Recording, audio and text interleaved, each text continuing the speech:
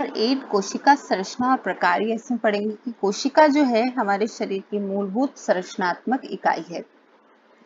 कोशिका की खोज रॉबर्ट हुक ने करी थी 1665 में। उन्होंने सूक्ष्मदर्शी की सहायता से कोशिका को देखा था। मुर्गी का अंडा जो है वो एकल कोशिका होती है। यहाँ पर ये चीज हमें याद रखनी है। कुछ जीव ऐसे होते हैं जो एक से अधिक कोशिकाओं से मिलकर बने होते हैं, उन्हें बहुकोशिकी कहते हैं। जो एक कोशिका से मिलकर बने होते हैं एक कोशिकीय जीव कहलाते हैं। एक कोशिकीय जीव का उदाहरण है अमीबा और यूग्लिना और पैरामीशिया। ये सब एक कोशिकीय जीव के उदाहरण है। मुर्गी का अंडा भी आपका एक कोशिकीय जीव है। एक कोशिकीय जीव जैसे अमीबा है वो सभी क्रियाएं यहाँ पर करता है, और बहुकोशिकीय जीव जो ये क्रियाएं करते हैं उनके लिए विशिष्ट अंग यहाँ पर बने होते हैं। मनुष्य के रक्त में जो WBC होती है वो रोग प्रतिरोधक क्षमता जो हमारे अंदर डेवलप करती है वो भी एक कोशिकीय संरचना का उदाहरण है। इसके अलावा अमीबा में जो पादाब होते हैं वो बार बार उसके साइज चेंज करते रहते हैं। भोजन को पकड़ने में और उनके गमन करने में ये सहायक होते हैं। कोशिकाएं गोलाकार हो सकती है, तर्करूपी और लंबी रेखान्वित शाखान्वित कोशिकाएं भी हो सकती है, जैसे कि तंत्रिका कोशिका। कोशिका का साइज जो है वो 1 मीटर का 10 लाखवें भाग का यानी 1 माइक्रोन कोशिका का साइज होता है, या फिर उससे छोटा भी हो सकता है या कुछ सेंटीमीटर तक बड़ा भी हो सकता है। सबसे बड़ी कोशिका क्या है? शुतुरमुर्ग का अंडा है, जिसका साइज 170 मिलीमीटर से 130 मिलीमीटर होता है। और सबसे छोटी कोशिका जो है वो 0.1 से 0.5 माइक्रोमीटर की होती है। नेक्स्ट इसके बाद हम देखेंगे यहाँ पर कि अगर आप ये कहें कि हाथी की कोशिका बड़ी और चूहे की छोटी होती है तो ऐसा नहीं है, क्योंकि बहुकोशिकीय जीव है तो कोशिकाएं हर जीव के अनुसार अलग अलग होती है। कोशिका संरचना और प्रकार्य। किसी तंत्र के प्रत्येक अंग अलग अलग प्रकार्य करते हैं, जैसे पाचन, स्वांगीकरण, अवशोषण, इन सब की डिटेल हमने पढ़ी थी। अंग उत्तकों से मिलकर बनते हैं। उत्तक जो है वो विभिन्न जो है कोशिकाओं से मिलकर बने होते हैं। तो इस तरीके से कोशिका क्या है? हमारे संरचना की मूलभूत इकाई है। कोशिका में कोशिका झिल्ली होती है। झिल्ली के अंदर कोशिका द्रव्य, कोशिका द्रव्य के अंदर केंद्रक, केंद्रक के ऊपर केंद्रक झिल्ली यहाँ पर पाई जाती है। कोशिका द्रव्य में बहुत सारे संघटक पाए जाते हैं, जैसे माइटोकॉन्ड्रिया है, रेक्टिका है। कोशिका झिल्ली जीवों में पाई जाती है और पौधों में पाई जाती है कोशिका भित्ति, जो कि सेलुलोज की होती है। ठीक है। इसके अलावा यहाँ हम देख सकते हैं कोशिकाओं का परीक्षण जो है आप कर सकते हैं। और कोशिका झिल्ली के अंदर कोशिका द्रव्य और कोशिका द्रव्य के अंदर केंद्रक यहाँ पर पाया जाता है। तो केंद्रक की उपस्थिति और अनुपस्थिति की बात हम कर सकते हैं। केंद्रक के अंदर ही आपके जीन्स पाए जाते हैं, जो कि आनुवांशिकी के घटक होते हैं, यानी ये आनुवांशिकी के लक्षण के स्थानांतरण को नियंत्रित करते हैं। इसके अलावा यहाँ पर हम देख सकते हैं और कोशिकांग जो है वो है माइटोकॉन्ड्रिया, गोल्गी कॉइल, राइबोसोम, इन सब के डिटेल्स भी हम पढ़ेंगे। प्रोकैरियोटिक कोशिकाएं यहाँ क्या होती है? जिन केंद्रक के ऊपर केंद्रक झिल्ली नहीं होती वो प्रोकैरियोटिक होती है, और जिन केंद्रक के ऊपर केंद्रक झिल्ली पाई जाती है वो यूकैरियोट्स होते हैं। यूकैरियोट्स कौन है? हम लोग यूकैरियोट्स यानी मनुष्य जो है वो यूकैरियोट्स है, और नीलहरी शैवाल है, जीवाणु है, ये सब क्या है? प्रोकैरियोट्स हैं। गुणसूत्र और क्रोमोसोम आनुवंशिकी के वाहक है।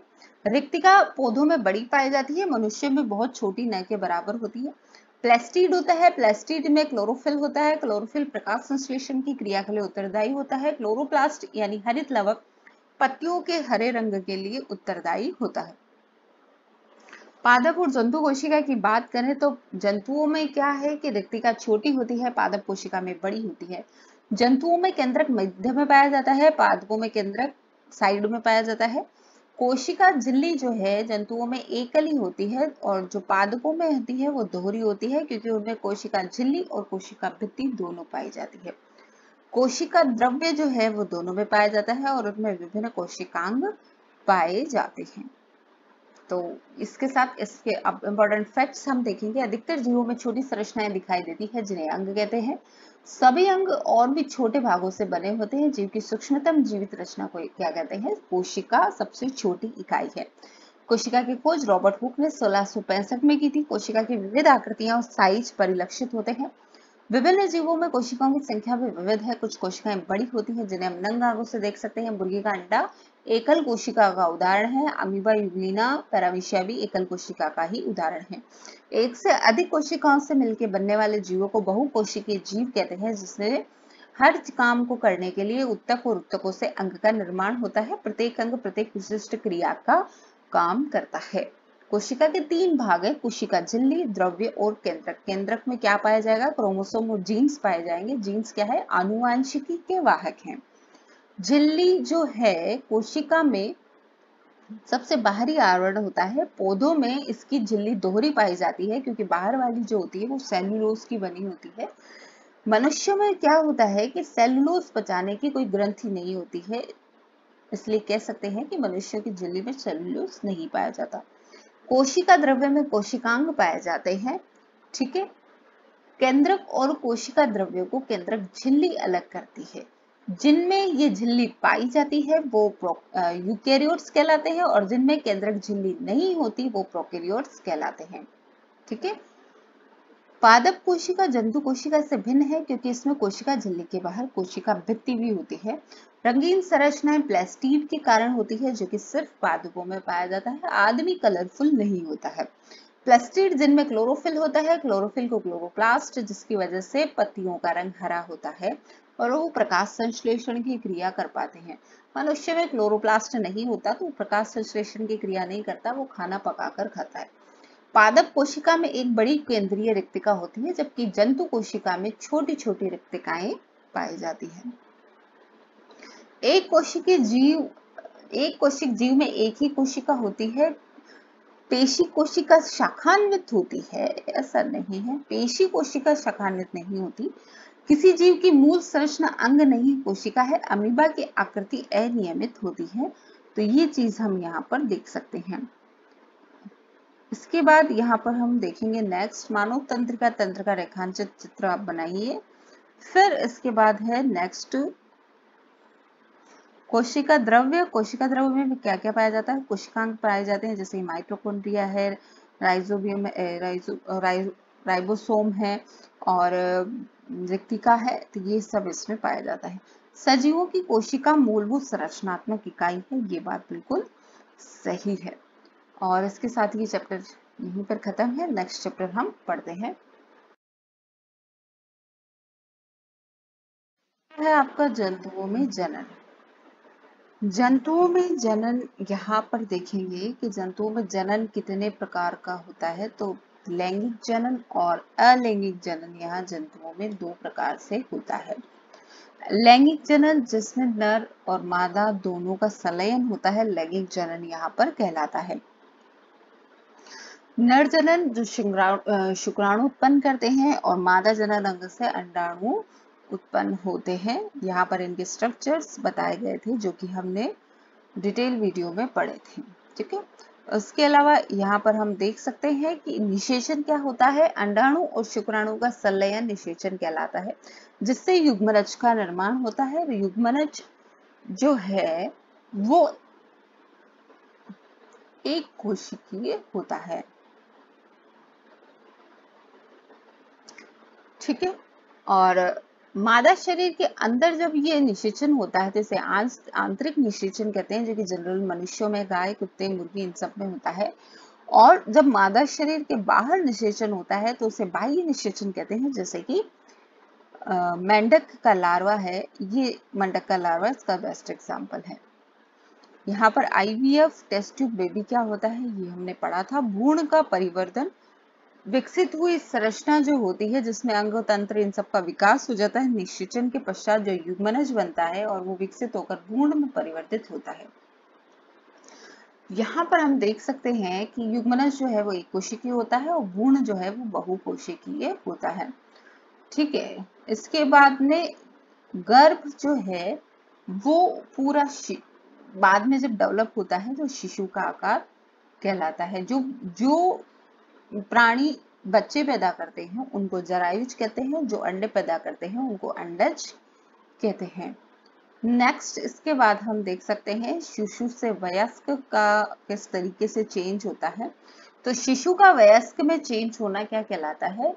इसमें मेंढक का स्ट्रक्चर दिया है और उसको कायांतरण कहते हैं ना। किस तरीके से कायांतरण में लार्वे से टेडपोल और टेडपोल से वयस्क मेंढक का निर्माण होता है और इस प्रोसेस को कायांतरण कहा है। अलैंगिक जनन में क्या होता है कि इसमें स्त्री और पुरुष अलग अलग नहीं होते, जीव के शरीर से ही अन्य जीव का निर्माण होता है, जैसे कि हाइड्रा है, अमीबा है, तो इन सब में जो है निर्माण होता है अलैंगिक जनन द्वारा। हाइड्रा में मुकुलन के द्वारा इस तरीके से एक नोड निकल जाती है और मुकुलन के द्वारा हाइड्रा में जनन होता है, इसे मुकुलन कहते हैं। इसे अलैंगिक जनन भी कहते हैं, यानी मुकुलन जो है वो अलैंगिक जनन का ही उदाहरण है। अमीबा में द्विविखंडन द्वारा, यानी अमीबा दो भागों में बढ़ जाती है और इस तरीके से जनन करती है, तो अमीबा में द्विविखंडन द्वारा जनन होता है। द्विविखंडन भी क्या है? अलैंगिक जनन का उदाहरण है।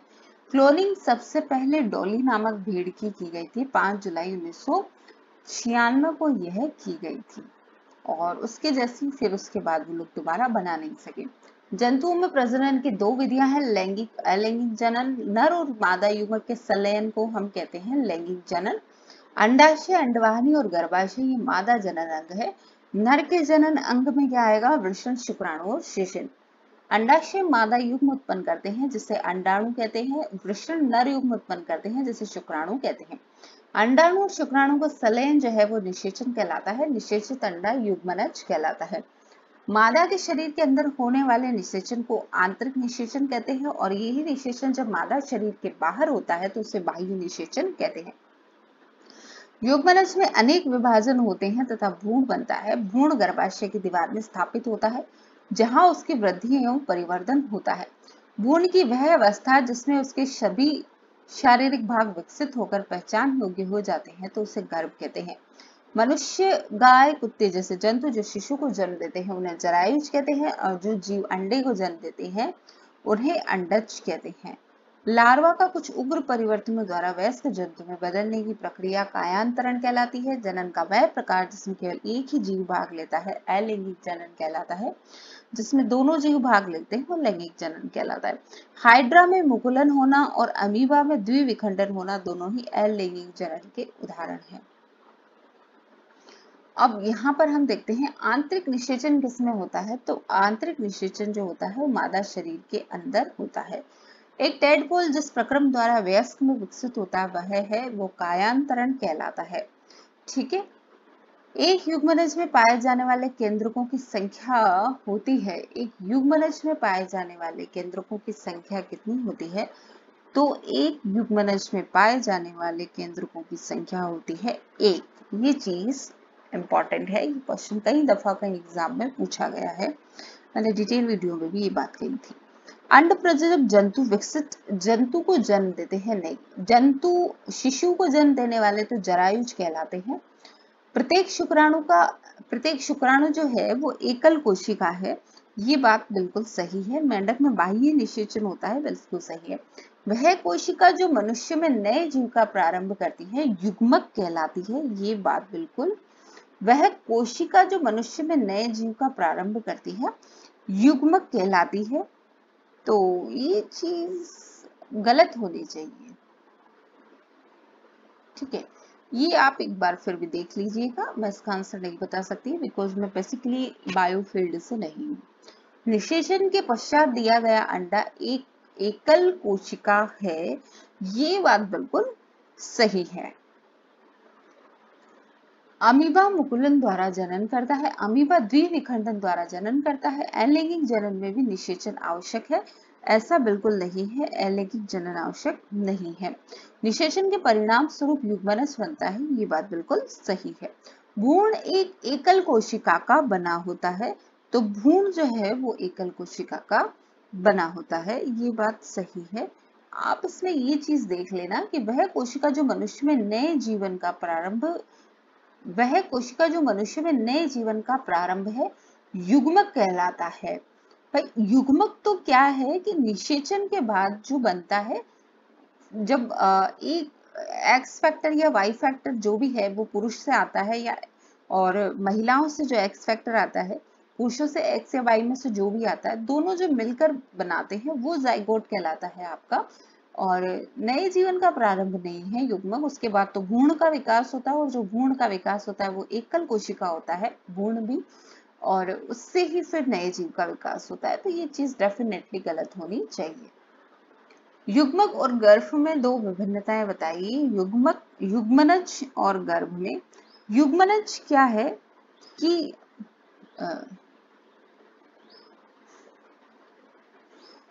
युग्मनज जो है वो एकल कोशिका का बना होता है, ठीक है। भ्रूण भी एकल कोशिका का बना होता है, पर गर्भ क्या होता है, गर्भ एक बिल्कुल डेवलप चाइल्ड होता है, एक बच्चा होता है, वो एकल कोशिका का नहीं, वो बहु कोशिका का बना होता है। युग्मक क्या होता है कि शुक्राणु और अंडाणुओं का दोनों का संलयन होता है, जबकि गर्भ क्या है, गर्भ तो भ्रूण का विकसित रूप है, वो एक पूरी तरीके से युग्मनज का विकसित रूप है। इसके अलावा मादा भी किस जनन अंग में भ्रूण का रोपण होता है। यहाँ हम देख सकते हैं कि गर्भाशय की दीवार पर, गर्भाशय की दीवार पर भ्रूण का रोपण होता है। कायांतरण क्या है, जो मेंढक में क्या होता है, मेंढक में लार्वा से टैडपोल और टैडपोल से क्या बनता है, पूरा विकसित मेंढक बनता है। आंतरिक निषेचन और बाह्य निषेचन में भेद कीजिए। यहाँ अंडाणु उत्पादित होते हैं, वृषण में उत्पादित होते हैं, हाइड्रा का लैंगिक जनन, ये सब चीजें यहाँ पर हम देख सकते हैं। तो ये वाला चैप्टर तो इतना ही था। नेक्स्ट चैप्टर पढ़ते हैं, चलो। किशोरावस्था की ओर। अब किशोरावस्था की ओर जो चैप्टर है ये थोड़ा सा डिफरेंट हो गया यहाँ पर। किशोरावस्था में हम देखेंगे, इसमें हमने पढ़ा था कि किस तरीके से बच्चों में शारीरिक परिवर्तन होते हैं, उनमें हार्मोन्स में चेंजेस यहाँ पर आते हैं, तो वो सब इसमें यहाँ पर हमने पढ़ा था। तो सबसे पहले टीनेज की बात यहाँ पर की थी। तो टीनेज का मतलब यहाँ पर क्या होता है कि ये जो किशोरावस्था है वो 12 से 18 के बीच की काउंट होती है। तो ये जो एज है आपकी 13 टू 18 वाली, ये टीन जो एज होती है, इसलिए इसको क्या कहते हैं, टीनेजर्स कहते हैं, 13 टू 18 ईयर्स के बच्चों को। इसके बाद में इसको हम यौनारंभ की अवस्था भी कहते हैं, क्योंकि इसमें लड़कियों और लड़कों में फिजिकल चेंजेस आना शुरू हो जाते हैं। लड़कों में दाढ़ी मूंछ आ जाती है, लड़कियों में फिजिकल चेंजेस हो जाते हैं, जैसे लड़कों की आवाज भारी हो जाती है, लड़कियों की आवाज पतली और मधुर यहाँ पर हो जाती है। हार्मोन्स चेंज भी यहाँ पर होने लगते हैं। स्वर में क्या होता है, यानी लैरिंग्स में यहाँ पर चेंज होता है। लड़कों में ये भाग साफ रूप से दिखाई देता है, जिसे एडम्स एप्पल कहते हैं। कंठमणि लड़कों में दिखाई देने लग जाती है और लड़कियों में ये चीज नहीं दिखाई देती है। स्वेद और तेल ग्रंथियां किशोरावस्था में बहुत अधिक स्रावित हो जाती है, यानी पसीना आना, पिंपल्स की प्रॉब्लम होना। और ये गौण लैंगिक लक्षण की अगर बात करें तो यहाँ पर लड़कियों में अंडाणु और लड़कों में शुक्राणु उत्पन्न होना शुरू हो जाते हैं, यानी अंतःस्रावी ग्रंथियों में हार्मोन्स का स्रवण शुरू हो जाता है। पुरुषों में टेस्टोस्टेरोन, यानी लड़कों में टेस्टोस्टेरोन और स्त्रियों में एस्ट्रोजन यहाँ पर उत्पन्न होते हैं। तो ये बात ध्यान रखें। प्रोजेस्टेरोन जो है वो गर्भाशय के गर्भकाल के दौरान प्रेगनेंसी के लिए उत्तरदायी होता है। तो जब अगर बात कर दी जाए स्त्री हार्मोन की, तो सिर्फ एस्ट्रोजन का नाम आएगा, और पुरुष हार्मोन की बात की जाए तो टेस्टोस्टेरोन का नाम आएगा, ठीक है। इसको प्रोजेस्टेरोन को इसमें नहीं घुसाना है। फिर पीयूष ग्रंथि से स्रावित हार्मोन जननांगों को टेस्टोस्टेरोन पुरुष नर में और एस्ट्रोजन स्त्रियों में उत्पन्न करने के लिए प्रेरित करता है। रुधिर प्रवाह में स्रावित किया जाता है तथा शरीर में विभिन्न भागों तक पहुंचाया जाता है, और यौनारंभ के समय शरीर में परिवर्तनों को यह उद्दीपित करता है। तो इनको लैंगिक हार्मोन भी कहते हैं, ठीक है। तो इनको क्या कहते हैं, लैंगिक हार्मोन भी कहते हैं। और ये लैंगिक हार्मोन किससे नियंत्रित होते हैं, पीयूष ग्रंथि द्वारा नियंत्रित होते हैं। किससे होते हैं, पीयूष ग्रंथि यानी पिट्यूटरी ग्रंथि द्वारा ये नियंत्रित होते हैं। मानव में जनन काल की अवधि आपकी जो होती है, वो जनन काल की अवधि यहाँ पर हम देख सकते हैं कि किशोरावस्था के समय ऋतुस्राव यानी रजोधर्म शुरू हो जाता है, जो कि 28 से 30 दिन का ये एक सर्कल होता है। पहली बार जब ऋतुस्राव होता है तो उसे रजोदर्शन कहते हैं, और ऋतुस्राव रुक जाना यानी 45 से 50 की उम्र में जब लेडीज का ऋतुस्राव रुक जाता है उसे रजोनिवृत्ति यानी मोनोपोज कहते हैं। लड़का या लड़की होना ये पूर्णतः लड़के पर डिपेंड होता है, क्योंकि लड़कियों में एक्स फैक्टर पाया जाता है जबकि लड़कों में एक्स वाई फैक्टर पाया जाता है। ये वाई फैक्टर लड़के होने के लिए उत्तरदायी होता है, इसलिए पूर्णतया लड़का होगा या लड़की ये केवल पुरुष के ऊपर ही निर्भर करता है। लिंग हार्मोन के अतिरिक्त अन्य हार्मोन भी होते हैं, जैसे थायराइड ग्रंथि से थायरॉक्सिन हार्मोन स्रावित होता है, ठीक है, और इसकी कमी के कारण गाइटर रोग उत्पन्न हो जाता है। इंसुलिन हार्मोन का स्रवण होता है अग्नाशय ग्रंथि से और इसके कमी से मधुमेह रोग यहाँ पर उत्पन्न हो जाता है।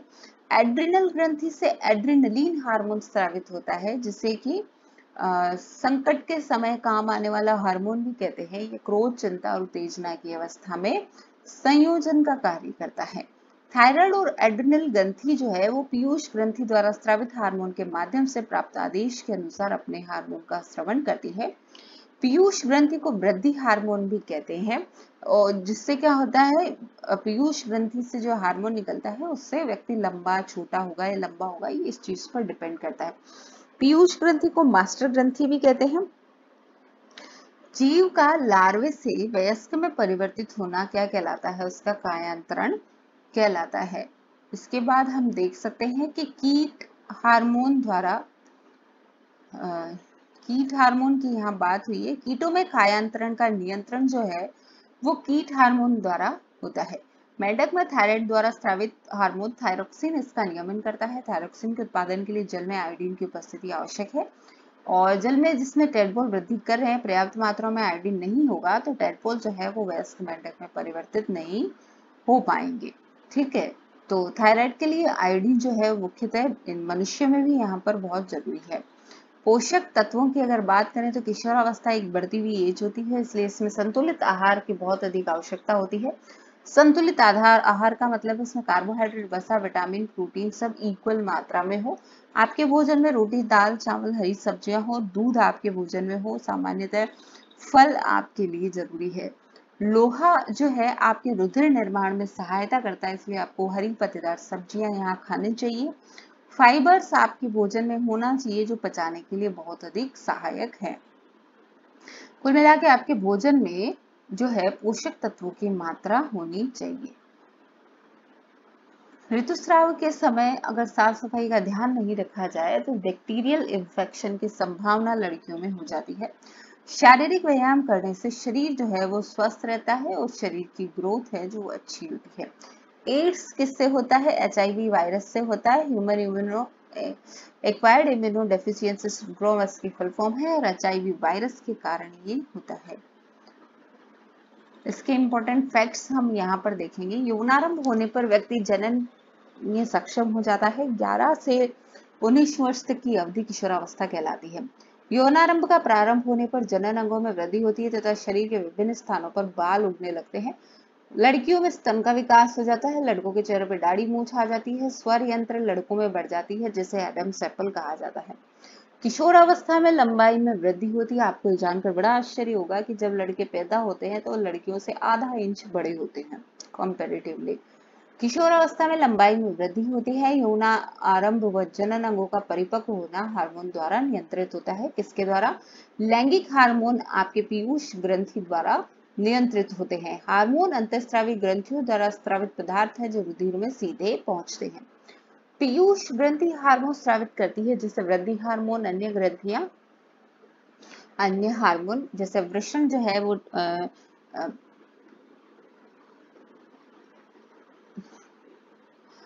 अंडाशय से है एस्ट्रोजन और टेस्टोस्टेरोन, ठीक है। तो अंडाशय वृषण जो है वो टेस्टोस्टेरोन स्रावित करता है और अंडाशय एस्ट्रोजन स्रावित करता है। थायराइड से थायरोक्सिन, एड्रिनल से एड्रिनलिन हार्मोन यहाँ पर स्रावित होता है। अग्नाशय से इंसुलिन हार्मोन यहाँ पर स्रावित होता है, और टेस्टोस्टेरोन जो क्या है वो नर हार्मोन है जो कि वृषण से स्रावित होगा। एस्ट्रोजन मादा हार्मोन है। गर्भाशय की दीवार निषेचित अंडाणु को ग्रहण करके अपने आप को तैयार करती है।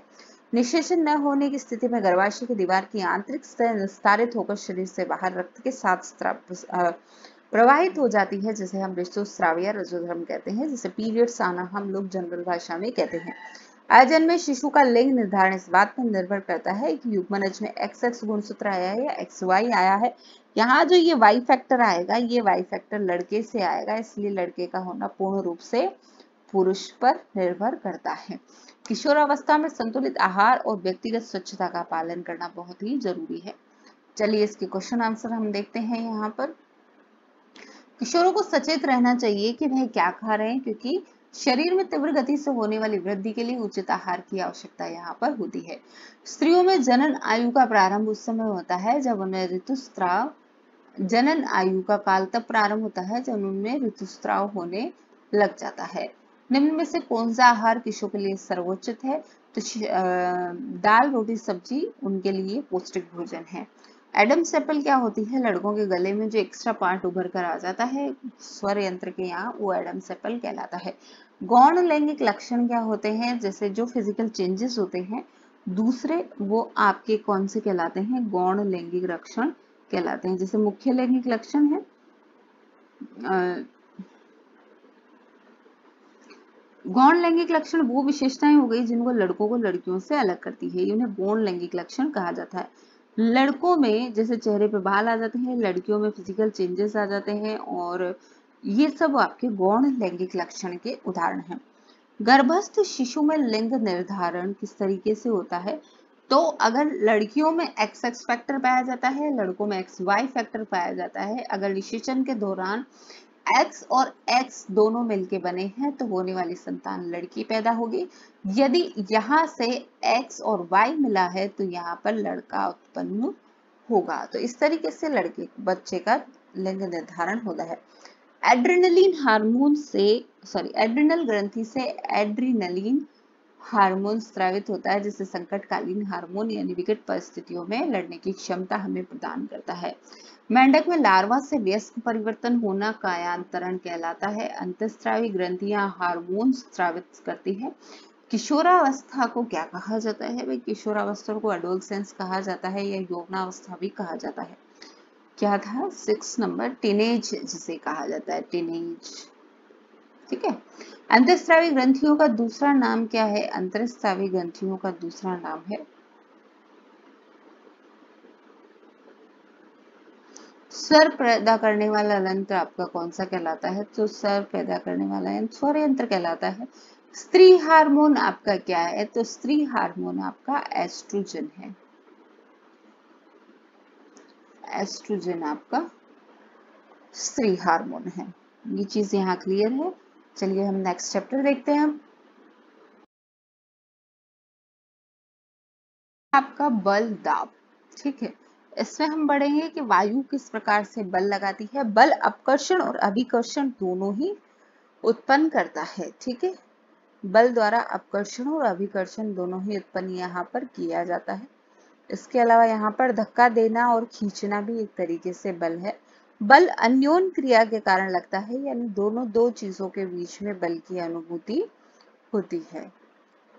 बलों की खोजबीन हम कर सकते हैं भिन्न भिन्न एक्टिविटी से। एक ही दिशा में अगर बल लगाए जाते हैं तो वो जुड़ जाते हैं, और अगर भिन्न भिन्न दिशाओं में बल लगाया गया तो कुल बल जो है वो दोनों बलों के अंतर के बराबर होगा। बल का परिमाण हम देख सकते हैं, और बल को इंगित करने के लिए दिशा की आवश्यकता बिल्कुल जरूरी है। दिशा के बिना आप बल को परिभाषित नहीं कर सकते। अब यहाँ पर एक सबसे बेस्ट एग्जांपल जो आता है कि किसी व्यक्ति ने अगर यहाँ पर अपने सर पर अगर कोई बोझ उठा रखा है तो उसके द्वारा किया गया कार्य भी 0 है और उसके द्वारा लगाया गया बल भी 0। ठीक है, ये चीज ऐसे ही एक इंटरेस्टिंग फैक्ट यहाँ पर था। इसके बाद हम यहाँ देख सकते हैं किसी वस्तु की चाल अथवा उसकी गति की दिशा, वहाँ दोनों में होने वाले परिवर्तन को उसकी गति अवस्था में होने वाले परिवर्तन कहते हैं। और बल द्वारा किसी वस्तु की गति में परिवर्तन लाया जा सकता है, और बल द्वारा किसी की स्थिति में भी परिवर्तन लाया जा सकता है। स्थिति में परिवर्तन का मतलब हो गया यदि कोई वस्तु स्थिर है तो उसकी गति अवस्था में प्रदान करना, और गति अवस्था में परिवर्तन है यानी उसे या तो स्थिर कर देना या और तेज कर देना या धीमा कर देना। तो ये अन्य बहुत सारे एग्जाम्पल है इसके बल और गति के। संपर्क बल की बात करें यहाँ पर तो जो पेशीय बल है पेशियों द्वारा लगाया जाने वाला पेशीय बल है। जैसे आप किसी चीज को उठाते हैं हाथ से तो पेशीय बल है। यहाँ ये बेलों द्वारा पेशीय बल का यहाँ पर उपयोग किया जा रहा है। ठीक है, इसके बाद यहाँ पर देखेंगे संपर्क बल भी कहते हैं पेशीय बल को। घर्षण बल क्या होता है? जब दो सतह पर घर्षण होता है तो वो घर्षण बल कहलाता है। ये घर्षण बल ही हमें चलने में सहायता प्रदान करता है। ये चीज हमने पहले चैप्टर्स में भी पढ़ी है, डिटेल वीडियो में भी हमने अच्छे से पढ़ी है। असंपर्क बल में आते हैं चुंबकीय बल, जो दिखता नहीं है, बिना संपर्क में आए भी यह लगता है, उसे हम असंपर्क बल यहाँ पर कहते हैं। विद्युत बल भी क्या है? एक तरीके से असंपर्क बल भी है, यानी बिना संपर्क में आए ही जो बल लगता है वो असंपर्क बल कहलाता है। चुंबकीय बल असंपर्क बल है। स्थिर वैद्युत बल क्या है? स्थिर वैद्युत बल एक आवेशित वस्तु द्वारा किसी दूसरी आवेशित या अनावेशित वस्तु पर लगाया गया बल आपका क्या कहलाता है? स्थिर वैद्युत बल। और यह भी क्या है? संपर्क न होने पर भी यह बल कार्य करता है, इसलिए यह भी असंपर्क बल कहलाता है। पेशीय बल संपर्क बल है, ये बात याद रखें। गुरुत्वाकर्षण बल, जैसा कि आप जानते हैं कि पृथ्वी द्वारा हमारी ओर लगाया जाने वाला बल आपका क्या है? गुरुत्वाकर्षण बल है। इस बल को गुरुत्व बल या केवल गुरुत्व भी कहते हैं, जिसे हम G से डिनोट करते हैं। 9.8 इसकी वैल्यू होती है मीटर पर सेकेंड स्क्वायर। ठीक है, इसी की वजह से पृथ्वी की ओर हर एक वस्तु नीचे गिरती है। दाब, किसी पृष्ठ के प्रति एकांक क्षेत्र पर लगने वाले बल को दाब कहते हैं। बल बटा क्षेत्रफल जिस पर लगता है उसे दाब हम कहते हैं। दाब के बाद हम देखेंगे यहाँ पर दाब, वायु भी दाब डालती है, वायु दाब डालती है। इसी वजह से जब वायु तेज होती है तो घरों की छतें उड़ जाती है। द्रव और गैसों द्वारा भी दाब डाला जाता है। नेक्स्ट, इसके बाद यहाँ पर प्रैक्टिकल्स दिखाए गए हैं कि किस तरीके से द्रव और गैस भी दाब डालते हैं।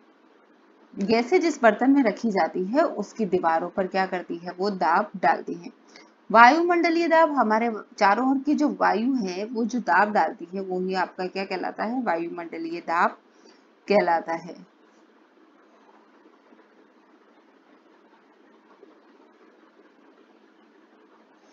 इसके क्वेश्चन आंसर्स, इंपॉर्टेंट फैक्ट्स।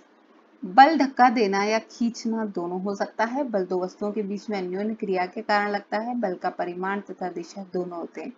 किसी वस्तु की चाल में परिवर्तन, गति की दिशा में परिवर्तन, दोनों होने वाले परिवर्तन का अर्थ है इसकी गति की अवस्था में परिवर्तन होना। किसी वस्तु पर लगने वाला बल उसकी गति की अवस्था में अथवा उसकी आकृति में परिवर्तन कर सकता है। किसी वस्तु पर लगने वाला बल उसके साथ संपर्क में आने पर या संपर्क में आए बगैर लग सकता है। प्रति एकांक क्षेत्रफल पर लगने वाले बल को दाब कहते हैं। प्रति एकांक क्षेत्रफल पर लगने वाले बल को क्या कहते हैं? दाब कहते हैं। ठीक है, इसको पास्कल से नापते हैं, ये न्यूटन से नापता जाता है। ठीक है, एरिया किससे नापेंगे? मीटर स्क्वायर से नापेंगे। हमारे चारों ओर जो वायु है वो भी क्या लगाती है? दाब लगाती है। कुएं से पानी निकालते समय हमें रस्सी को क्या करना पड़ता है? हमें रस्सी को खींचना पड़ता है, यानी उस पर एक प्रकार से क्या लगाना पड़ता है? बल वहां लगाना पड़ता है। एक आवेशित वस्तु अनावेशित वस्तु को क्या करती है? आकर्षित कर सकती है। ठीक है, या बल लगा सकती है। स्थिर विद्युत बल में क्या करती है? वो आकर्षित भी कर सकती है और उस पर बल भी लगा सकती है, क्योंकि स्थिर विद्युत बल आपका क्या है? ये असंपर्क बल है, स्थिर विद्युत बल आपका। इसके बाद नेक्स्ट सामान से लदी जो ट्रॉली है आपकी, सामान से लदी ट्रॉली को चलाने के लिए हमें उसको क्या करना पड़ेगा? तो सामान से लदी हुई ट्रॉली को चलाने के लिए धक्का देना होगा। ठीक है, किसी चुंबक का उत्तरी ध्रुव दूसरे चुंबक के उत्तरी ध्रुव को क्या करेगा? प्रतिकर्षित करेगा। ठीक है,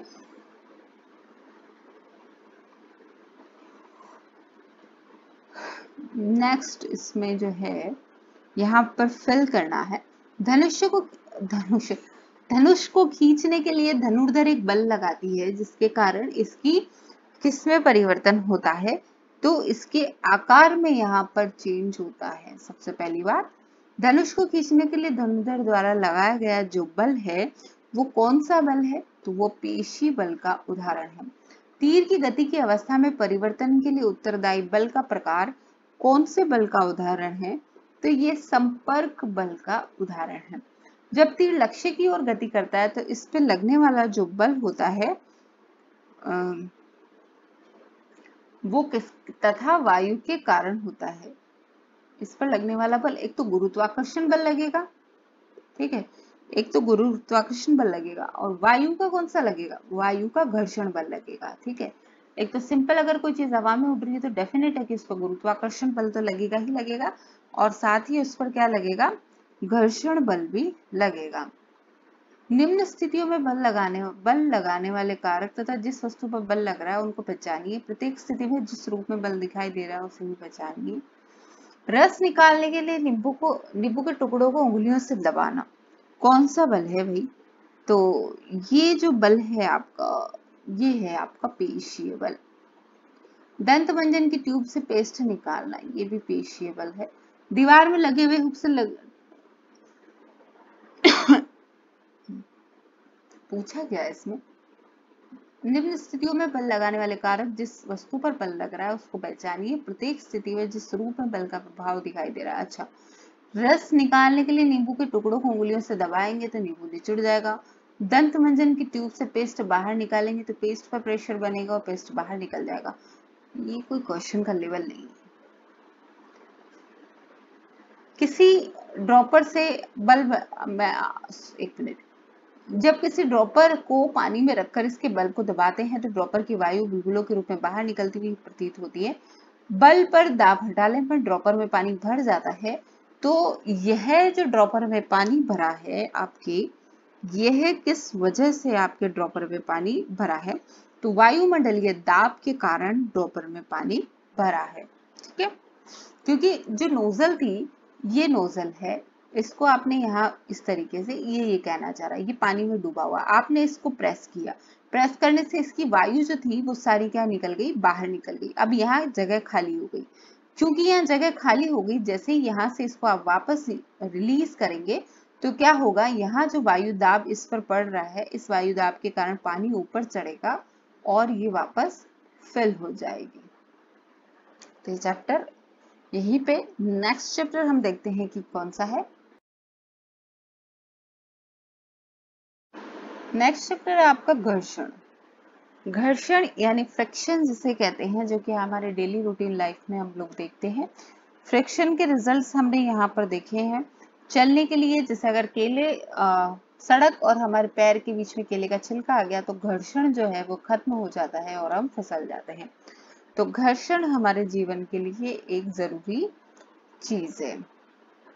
घर्षण को कौन कौन सी चीजें प्रभावित करती है? तो यदि कोई सतह चिकनी है तो वहां घर्षण कम होगा और यदि कोई जगह रफ है तो वहां घर्षण अधिक होगा।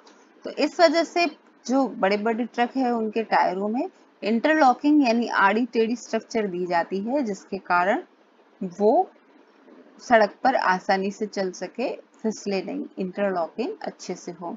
इसी तरह चौक के जो छोटे छोटे कण हैं वो भी बोर्ड पर चिपक जाते हैं। आपके शूज के नीचे की सॉल आपने देखे होंगे इस तरह डिजाइन के आते हैं, तो वो भी घर्षण का ही एक उदाहरण है कि घर्षण उनमें जो छोटे छोटे इस तरीके से ब्लॉक्स बनाए जाते हैं जो सड़क पर आसानी से चिपक जाए और फिर आप फिसले नहीं। घर्षण बढ़ाना या घटाना, तो घर्षण बढ़ाने के लिए इस तरीके की स्ट्रक्चर बनाई जाती है जैसे टायर में। घटाने में आपने देखा होगा कि आप जब कैरम बोर्ड खेलते हैं तो उसमें पाउडर छिड़क देते हैं जिससे घर्षण कम हो जाता है और जो गोटियां हैं आपकी वो स्मूथली खिसक जाती है। इसके अलावा यहाँ हम देख सकते हैं कि घर्षण कम करने के लिए स्नेहक यानी तेल का, लुब्रिकेंट का यहाँ पर उपयोग किया जाता है। घर्षण जो है वो लुब्रिकेंट घर्षण कम कर देते हैं जिससे ऊष्मा कम उत्पन्न होती है और नुकसान मशीनों को कम होता है। बड़ी बड़ी मशीनों में घर्षण कम करने के लिए इस तरीके से बॉल बियरिंग्स भी लगाए जाते हैं जो कि घर्षण को कम कर देते हैं, जिस फोकस में या जिस नाभि में इनको फंसाया जाता है। तरल घर्षण यानी सिर्फ घर्षण कठोर चीज से ही नहीं होता, वायु भी घर्षण करती है और वायु के घर्षण को कम करने के लिए वायुयान का स्ट्रक्चर कुछ इस तरीके का बनाया जाता है, जिसे पक्षी का स्ट्रक्चर बनाया गया है। तो इस तरीके के स्ट्रक्चर से क्या होता है, वायु का घर्षण जो है वो कम हो जाता है। संपर्क में रखे दो पृष्ठों के बीच आपेक्षिक गति का विरोध करता है घर्षण। यह दोनों पृष्ठों पर कार्य करता है। ठीक है, दोनों पृष्ठों पर कार्य करता है। घर्षण संपर्क के दो पृष्ठों की प्रकृति पर निर्भर करता है। दिए गए पृष्ठों के युगल के लिए घर्षण इन पृष्ठों के चिकनेपन की अवस्था पर भी निर्भर करता है। घर्षण इस बात पर निर्भर करता है कि दो पृष्ठ एक दूसरे को कितने बलपूर्वक दबाते हैं। स्थैतिक घर्षण तब कार्य करना आरंभ करता है जब हम किसी वस्तु को उसके विराम की स्थिति से में गति में लाने के प्रयास करते हैं। सर्पी घर्षण तब कार्य प्रारंभ करता है जब कोई वस्तु किसी अन्य वस्तु पर सर्पी गति करती है। सर्पी मतलब इस तरीके से खिसकने वाली गति, जिसे हम कहते हैं उसे सर्पी गति कहते हैं। सर्पी घर्षण स्थैतिक घर्षण से कम होता है, यानी किसी चीज को हम इस तरीके से खिसकाएंगे, जिसको हम कहते हैं, एक तो होता है खिसकाना, एक होता है खींचना। तो स्थैतिक घर्षण हमेशा सबसे अधिक होता है। घर्षण हमारे बहुत से क्रियाकलापों के लिए महत्वपूर्ण होता है। किसी पृष्ठ को रुक्ष बनाकर घर्षण बढ़ाया जा सकता है। जूतों की तरी और वाहनों के टायर घर्षण बढ़ाने के लिए खांचेदार बनाए जाते हैं। कभी कभी घर्षण अवांछनीय होता है, जिसे स्नेहक लगाकर कम किया जाता है। जब कोई वस्तु अन्य वस्तु पर लोटन करती है तो लोटनिक घर्षण कार्य करना आरंभ करता है। लोटनिक घर्षण सर्पी घर्षण की अपेक्षा बहुत कम होता है। यहाँ हम देखेंगे कि सबसे ज्यादा कौन सा होता है, तो स्थैतिक घर्षण यहाँ पर सर्वाधिक होता है। स्थैतिक घर्षण को सेल्फ एडजस्टिंग यानी स्वसमंजित घर्षण भी कहते हैं। इससे कम आपका फिर कौन सा होता है, तो इससे कम है आपका सर्पी घर्षण बल होता है। सर्पी घर्षण से कम कौन सा होता है, लोटनी घर्षण होता है। तो स्थैतिक तो पूरा चिपका हुआ है, सर्पी जो खिसक रहा है, और लोटनी जो गुड़क रहा है। ठीक है, ये चीज आपकी सामान्य भाषा में। कई मशीनों में बॉल बियरिंग लगाई जाती है घर्षण को कम करने के लिए। कई में लुब्रिकेंट का यूज किया जाता है घर्षण को कम करने के लिए। क्वेश्चन आंसर, घर्षण एक दूसरे के संपर्क में रखी दो वस्तुओं के पृष्ठ के बीच में किसका विरोध करेगा, तो गति का वो विरोध करता है। ठीक है, घर्षण पृष्ठों के किस पर निर्भर करता है, तो यह जो है पृष्ठों के क्षेत्रफल पर भी निर्भर करता है। क्षेत्रफल पर, प्रकृति पर निर्भर करता है। ठीक है, कि प्रकृति कैसी है पृष्ठों की। घर्षण से ऊष्मा उत्पन्न होती है। कैरम बोर्ड पर पाउडर छिड़कने से घर्षण कम हो जाता है। सर्पी घर्षण जो है वो स्थैतिक घर्षण से कम होगा। ठीक है, 4 बच्चों ने लोटनिक स्थैतिक की बात करी है, तो इसमें क्या करना है, घटते क्रम में इनको बताना है। तो स्थैतिक सबसे ज्यादा, सर्पी और लोटनी, ये वाला सीक्वेंस सही है। फिर इसके बाद में बढ़ता क्रम यहाँ पर बताना है घर्षण का, कि सबसे ज्यादा किसमें होगा। तो यहाँ हम देख सकते हैं कि संगमरमर का गीला फर्श जो है इसमें घर्षण सबसे कम होगा। संगमरमर के सूखे फर्श में उससे ज्यादा। समाचार पत्र और तेलिया, ये पहला वाला क्वेश्चन इसका सही है। नेक्स्ट इसके बाद हम देखेंगे यहाँ पर क्वेश्चन आंसर नहीं है, तो नेक्स्ट हम नेक्स्ट चैप्टर देखेंगे। और ध्वनि की यानी साउंड, जो खटखटाने की आपकी आवाज है, किस तरीके से डेवलप होती है। जो आवाज आपको पसंद होती है वो आवाज आपकी संगीत कहलाती है। जो आवाज आपको पसंद नहीं होती वो शोर कहलाती है। ध्वनि जो है वो कंपन से यहाँ पर उत्पन्न होती है। ध्वनि अनुदैर्ध्य तरंग है। ध्वनि के गमन के लिए किसकी आवश्यकता होती है, माध्यम की आवश्यकता होती है। ध्वनि निर्वात में नहीं चल सकती, यानी जहां कोई माध्यम नहीं है वहां ध्वनि नहीं चल सकती। यहाँ पर स्वर यंत्र में कंपन के कारण ही हमारे गले से ध्वनि उत्पन्न होती है, जिसे इसमें डिटेल वीडियो में भी आप देख सकते हैं। फिर उसके बाद यहाँ पर डिफरेंट तरीके से ध्वनि उत्पन्न करने के तरीके जो हैं वो बताए गए हैं। माध्यम में जितने कण पास होंगे ध्वनि की गति उतनी ही तेज होगी। यानी इस रिजल्ट पर हम पहुंच सकते हैं कि ठोस में जो है ध्वनि की गति सर्वाधिक होती है, द्रव में कम और गैस में सबसे कम होती है। ध्वनि की गति को जो है, या उसको क्या कहते हैं, हर्ट्ज में इसको नापते हैं, आवृत्ति को, ध्वनि की आवृत्ति को, कंपनों की आवृत्ति को। आवृत्ति हर्ट्ज में नापी जाती है। एक कंपन जितने टाइम में होता है वो उसका आवर्तकाल कहलाता है। कंपन जितनी दूरी तक होता है वो उसका आयाम कहलाता है। और एक फिक्स बिंदु के अगर दोनों तरफ होता है तो वो उसकी क्या कहलाती है, दोलन गति कहलाती है। यानी कंपन जो है वो एक तरीके से दोलन गति का उदाहरण है। जैसा मैंने कहा कि ध्वनि जो अनुदैर्ध्य तरंग होती है। सामान्य श्वास की जो आवृत्ति है वो 10 dB की है। यहाँ पर हम देख सकते हैं ध्वनि की प्रबलता। प्रबलता जो है वो उसको डेसिबल में नापते हैं, ठीक है। और यहाँ पर हम देख सकते हैं कि प्रबलता जो है वो आयाम के वर्ग के समानुपाती होती है। यानी आपकी जो प्रबलता है वो आयाम के वर्ग के समानुपाती होती है। यदि प्रबलता आप दुगनी कर दोगे तो आयाम कितना हो जाएगा, 4 गुना हो जाएगा। श्वास की प्रबलता 10 dB की होती है, फुसफुसाहट 30, सामान्य बातचीत 60 dB की होती है, व्यस्क यातायात में 70 dB और औसत फैक्ट्री में जो आवाज आती है उसकी प्रबलता 80 dB की होती है, जो कि मनुष्य के लिए कष्टप्रद होती है। यानी ध्वनि की प्रबलता किस पर निर्भर करती है, उसके आयाम पर निर्भर करती है। आयाम अधिक होगा तो ध्वनि प्रबल होगी और आयाम मंद होगा तो ध्वनि भी मंद होगी। तो अब इसके बाद है आवृत्ति। आवृत्ति के जो है तीक्ष्णता और तारत्व को निर्धारित करती है। आवृत्ति किसको निर्धारित करती है, तीक्ष्णता और तारत्व को यहाँ पर आवृत्ति निर्धारित करती है। यदि कंपन की आवृत्ति अधिक है तो हम कहते हैं कि ध्वनि तीखी है। यदि कंपन की आवृत्ति कम है तो हम कहते हैं कि तारत्व कम है, ठीक है। तारत्व कम है और आवाज क्या है, थोड़ी मोटी है। तो आवृत्ति अधिक, ध्वनि की आवृत्ति अधिक है तो तारत्व भी क्या हो गया, अधिक हो गया और ध्वनि तीखी है। आवृत्ति कम है, तारत्व कम है और ध्वनि जो है वो मोटी हो जाएगी। तो जो आवृत्ति है किसको, जो तारत्व है उसको कौन निर्धारित करता है, आवृत्ति निर्धारित करती है। श्रव्य और अश्रव्य ध्वनियों की यहाँ बात की है तो मानव की श्रव्य आवृत्ति जो है वो 20 हर्ट्ज से 20,000 हर्ट्ज के बीच में है, जिसे 20 हर्ट्ज से 20 किलो हर्ट्ज भी हम लोग के हर्ट्ज भी कह सकते हैं। इससे इधर की जो ध्वनियां हैं वो आपकी क्या कहलाती है, यहाँ पर हम देखेंगे जो मानव द्वारा कम संसूचित नहीं हो सकती और 20,000 के ज्यादा भी हम लोग नहीं सुन सकते। तो यही ध्वनियां जो है आपकी अपश्रव्य और अश्रव्य कहलाती है, ठीक है। शोर और संगीत की बात करें तो जो चीज आपको पसंद आई वो शोर, जो नहीं पसंद आया वो जो पसंद आया वो संगीत और नहीं पसंद आया वो शोर। कुत्ता जो है वो 20,000 से अधिक की आवृत्ति को भी सुन सकता है, ठीक है, मगर मानव नहीं सुन सकते। पराश्रव्य ध्वनि उपकरण जो है उसमें 20,000 हर्ट्ज से अधिक की आवृत्ति पर अल्ट्रासाउंड आपका जो है वो काम करता है 20,000 हर्ट्ज से अधिक की आवृत्ति पर।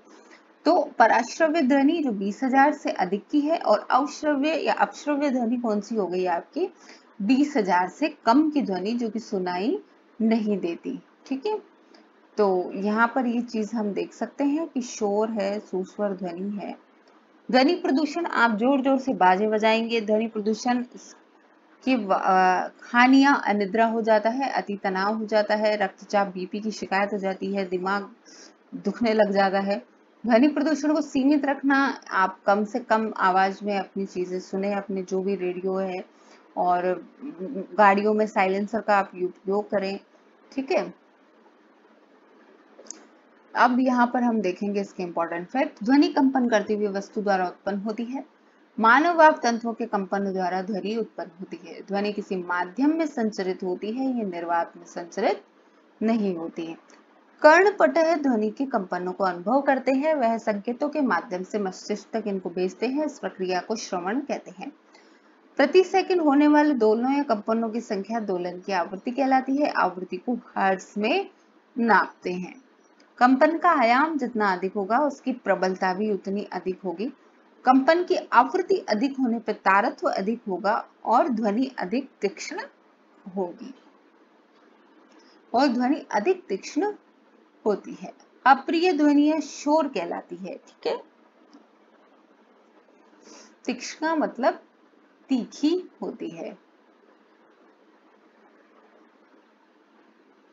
अत्यधिक व अवांछनीय ध्वनियां ध्वनि प्रदूषण उत्पन्न करती है, मानव के स्वास्थ्य के लिए बहुत नुकसानदायक है।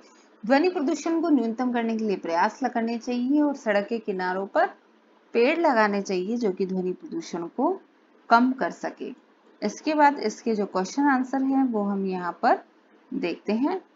क्वेश्चन आंसर में सबसे पहला जो है, ध्वनि संचरित हो सकती है, तो ध्वनि कहाँ कहाँ संचरित हो सकती है?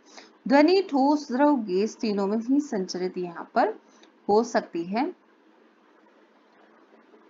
डी ऑप्शन आपका इसमें सही होगा। नेक्स्ट हम देखेंगे, किसी वाक् ध्वनि की आवृत्ति न्यूनतम होने की संभावना है। आवृत्ति न्यूनतम किसकी होगी? तो आवृत्ति जो है वो न्यूनतम होगी पुरुष की, क्योंकि पुरुष की आवाज जो है वो मोटी होती है।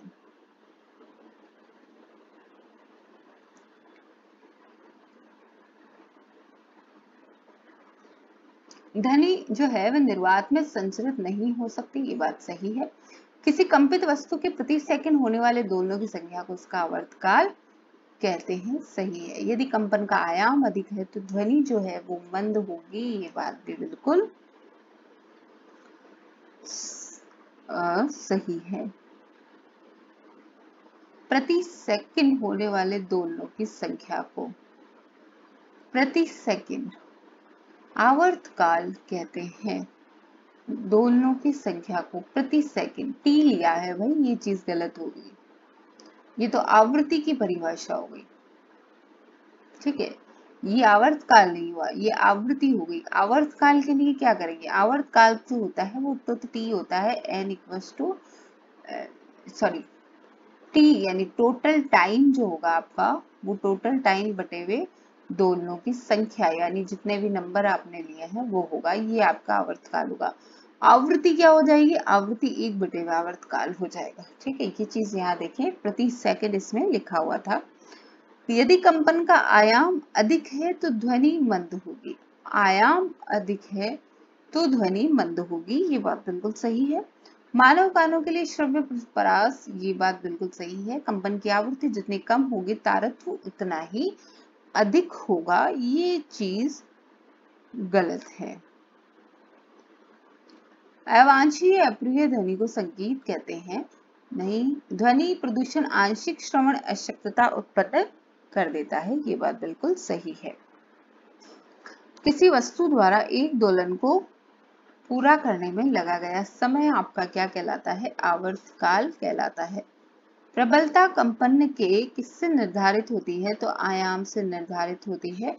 और तारत्व जो है वो किससे निर्धारित होता है? आवृत्ति से। आवृत्ति का मात्रक हर्ट्ज है।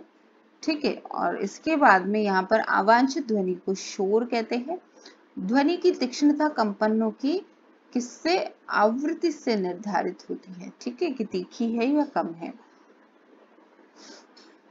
इसके बाद नेक्स्ट हम देखेंगे, यहाँ पर जो है 4 सेकंड में 40 बार दोलन करता है, इसका आवर्तकाल क्या होगा? तो आवर्तकाल इसका हो जाएगा 4/40। ठीक है, यानी 1/10, 0.1। और आवृत्ति इसकी क्या हो जाएगी? 40/4 यानी 10 हर्ट्ज यहाँ पर होगी, और ये सेकंड में यूनिट आप ध्यान रखें। ठीक है, फिर इसके बाद है, एक मच्छर अपने पंखों को 500 कंपन प्रति सेकंड औसत दर से कंपित करके ध्वनि उत्पन्न करता है। कंपन का जो आवर्तकाल है वो कितना हो गया? 1/500 हो जाएगा, जिसे कहेंगे हम 0.002 सेकंड, इसको हम कहेंगे। निम्न वाद्य यंत्रों को उसमें पहचानिए। इसके साथ ही ये चैप्टर भी यहाँ खत्म हुआ। नेक्स्ट चैप्टर हम यहाँ पर देखते हैं।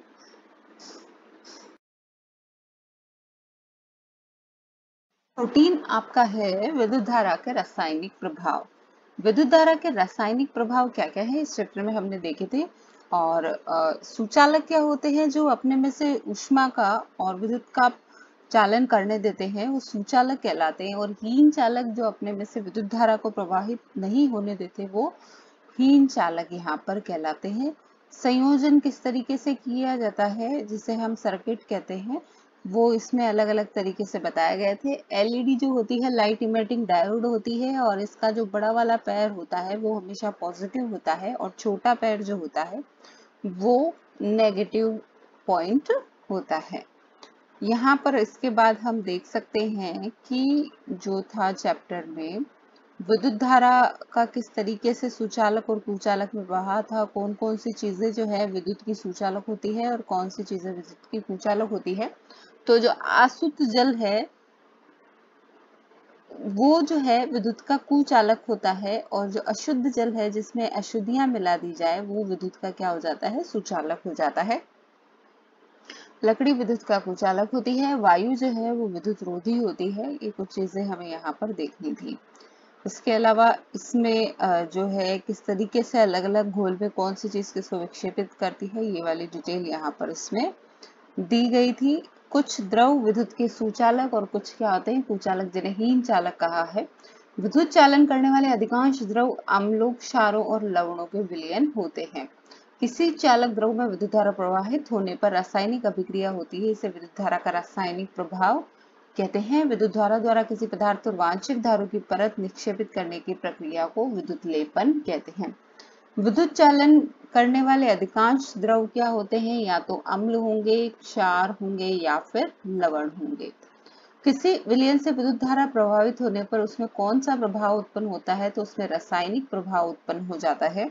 यदि कॉपर सल्फेट के विलयन से विद्युत धारा प्रवाहित की जाए तो कॉपर बैटरी के धन टर्मिनल की ओर संयोजित हो जाएगा। विद्युत धारा द्वारा किसी पदार्थ और वांछित धातु की परत निक्षेपित करने की प्रक्रिया को यशद लेपन, विद्युत लेपन कहते हैं। ठीक है, तो ये इसके फिलिंग द ब्लैंक्स थे।